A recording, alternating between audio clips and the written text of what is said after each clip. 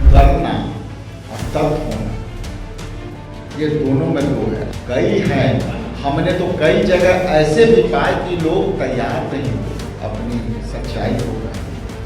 हम लोग इसी बात की लड़ाई लड़ रहे हैं।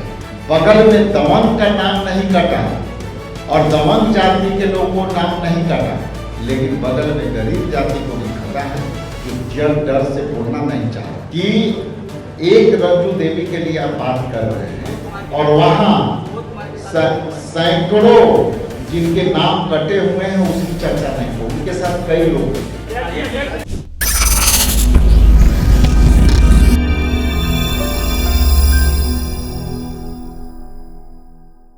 नमस्कार, आप देख रहे हैं अशोका न्यूज। मैं हूं आपके साथ सृष्टि सिंह। बिहार में एक तरफ वोटर अधिकार महायात्रा तो चल रही है, लेकिन इस वोटर अधिकार महायात्रा के बीच कुछ ऐसी घटनाएं भी सामने आ गई हैं जिसके बाद से कांग्रेस का और नेता प्रतिपक्ष राहुल गांधी का घेराव भी किया जा रहा है और उन पर जो है प्रहार करने का मौका मिल गया है सत्ताधारी पक्ष को।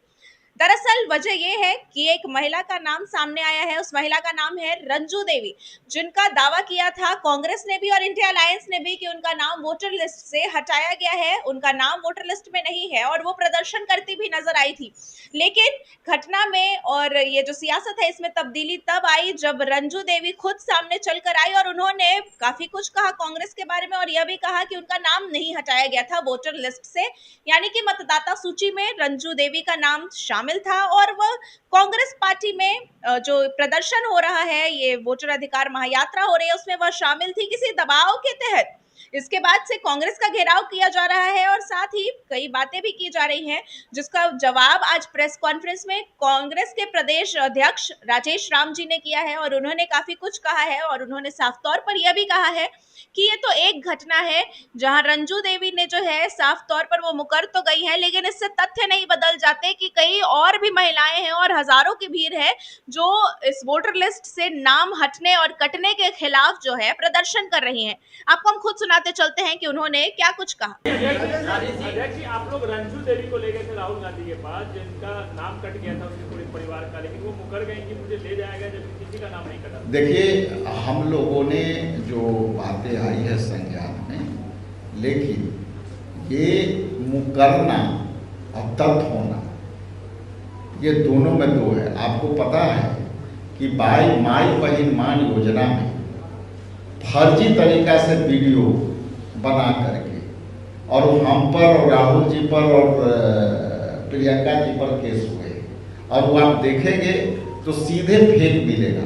इसलिए कई हैं, हमने तो कई जगह ऐसे भी पाए कि लोग तैयार नहीं हुए अपनी सच्चाई को कहने के लिए। हम लोग इसी बात की लड़ाई लड़ रहे हैं कि वो गरीब जिनके पास सर्टिफिकेट नहीं है और जिनका नाम कटा है, बगल में दमन का नाम नहीं कटा और दमन जाति के लोगों को नाम नहीं कटा, लेकिन बगल में गरीब जाति को भी कटा है जो जल डर से बोलना नहीं चाह रहा राहुल जी के सामने। ये भी एक समस्या है। ये तो फैक्ट है ना कि रंजू देवी का और उनके परिवार के 6 सदस्यों का नाम लिस्ट में शामिल है। क्या आप लोग होमवर्क किए बिना किसी को भी राहुल गांधी के सामने लेके जा रहे हैं? देखिए, ऐसा है कि एक रंजू देवी के लिए आप बात कर रहे हैं और वहाँ सैकड़ों जिनके नाम कटे हुए हैं उसकी चर्चा नहीं हो, उनके साथ कई लोग। इसलिए एक चीज हो सकती है, लेकिन वहां तो सैकड़ों महिलाएं थी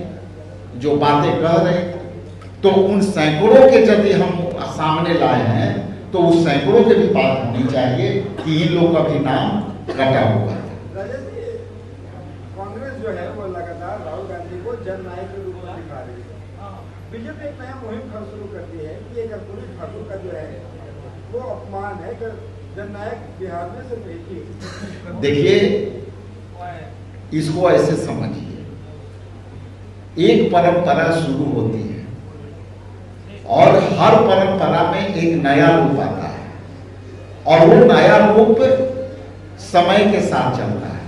ठीक है, एक जमाने में कर्पूरी ठाकुर जी को सम्मान करते हैं, वो जननायक थे, लेकिन उस समय के जननायक का अगला अग्रेशन अलग काम था, लेकिन आज के जननायक कहना ये समय के साथ ये सारे बदल जाए। और एक जननायक यदि हो गए तो इसमें देश में कई ऐसे जननायक हैं जो इस विषय पर अलग अलग श्रेणियों से काम किए हैं। और जननायक वही होता है जो काम करता है। और ये एक जननायक हो गए तो इसका मतलब दूसरा कोई जननायक नहीं होगा।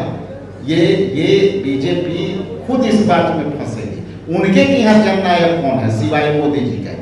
तो जैसा कि आपने सुना, यह थे कांग्रेस के प्रदेश अध्यक्ष राजेश राम। इन्होंने आज प्रेस कॉन्फ्रेंस में साफ तौर पर ये जो रंजू देवी वाला मामला था, इस पर घेराव किया जा रहा था कांग्रेस का, उस पर उन्होंने बात कही है और अपनी पार्टी की जो इज्जत है, अपनी पार्टी का जो सम्मान है, उसे बचाने का प्रयास किया है। लेकिन अब तो हो चुका है जो होना था। अब इसको लेकर आने वाले समय में क्या प्रतिक्रियाएं आती हैं, यह तो हम जानेंगे। लेकिन फिलहाल के लिए इतना ही। देश और दुनिया की बाकी खबरों को जानने के लिए हमारे साथ जुड़े रहे और देखते रहे अशोका न्यूज। धन्यवाद।